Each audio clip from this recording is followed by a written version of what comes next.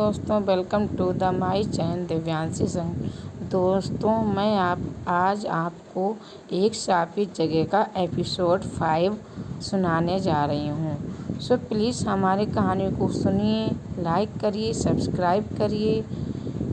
और अब हम अपनी कहानी की ओर बढ़ते हैं। आम्रपाली और अर्जुन गांव की ओर रुख करते हैं। तभी आम्रपाली कुछ बात करते हुए उसका हाथ पकड़ती है।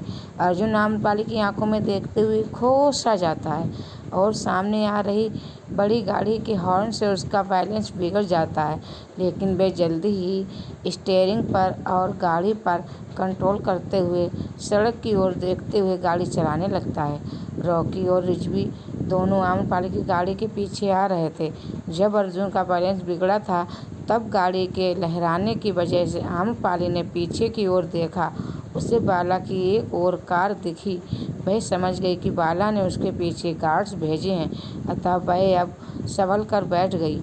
उसने अर्जुन से कहा, अर्जुन, किसी ऐसी जगह चलो जहाँ बस मैं और तुम हो।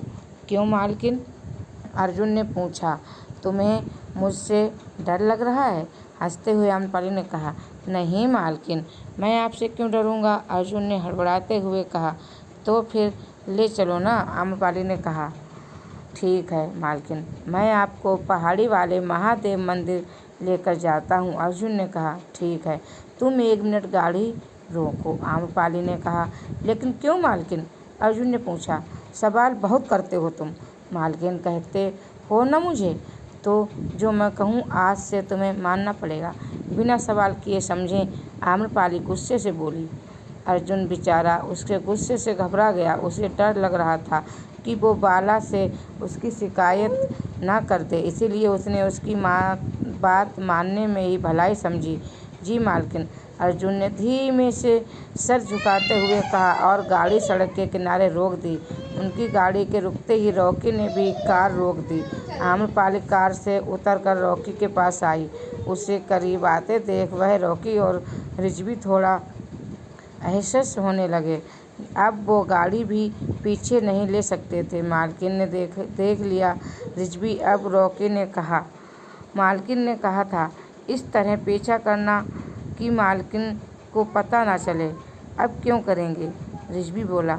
तभी आम्रपाली ने कार का दरवाज़ा खटखटाया। अर्जुन उसके पीछे पीछे वहाँ आ गया था। तुम लोग यहाँ मेरा पीछा कर रहे हो? आम्रपाली ने रॉकी से पूछा।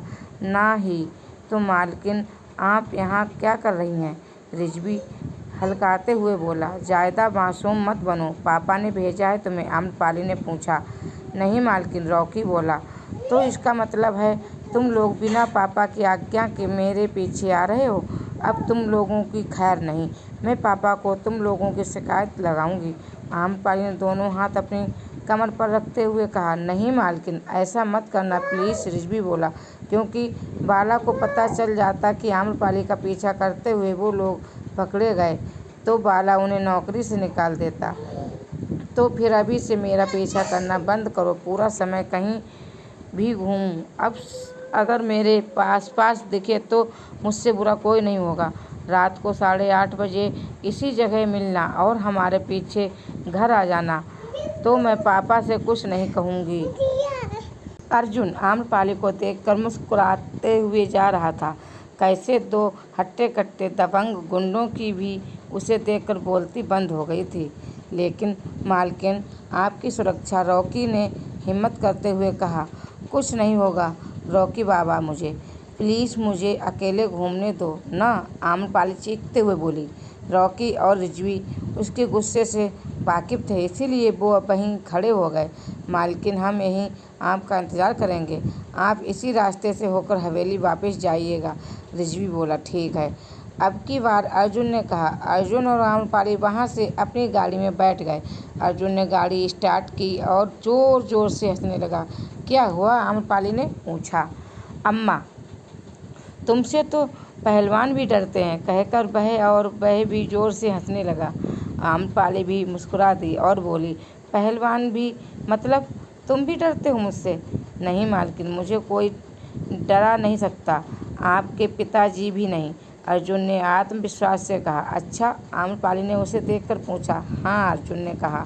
ठीक है, ये भी आजमा लेंगे। आम्रपाली बोली, वैसे आपको कैसे पता चला कि ये लोग पीछे आ रहे हैं? अर्जुन ने पूछा। मैंने उन्हें पहले देख लिया था, आम्रपाली ने कहा।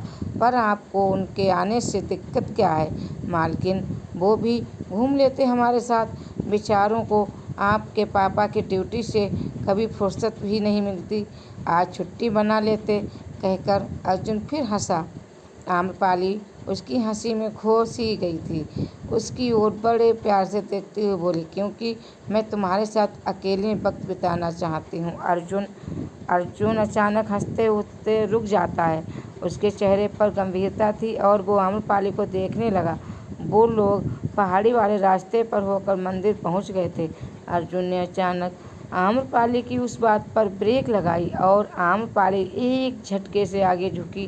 अर्जुन ने उसके माथे को आगे टकराने से रोकने के लिए अपना हाथ आगे कर दिया।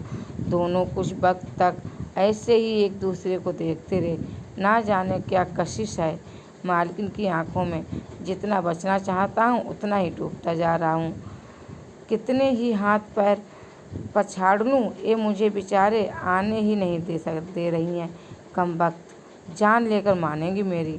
अर्जुन, आम्रपाली की आवाज़ से अर्जुन ख्यालों से बाहर आया। कहाँ खो गए थे? आम्रपाली ने पूछा।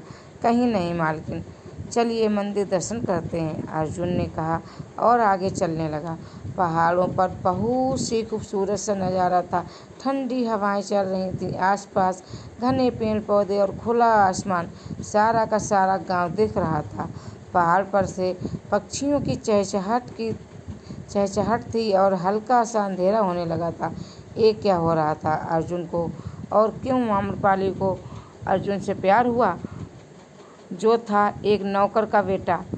क्या इसकी प्रेम कहानी कभी बन पाएगी? जानने के लिए सुनिए मेरा चैनल दिव्यांशी सिंह एक साफी जगह। थैंक यू दोस्तों, चैनल को लाइक एंड सब्सक्राइब करना ना भूलें।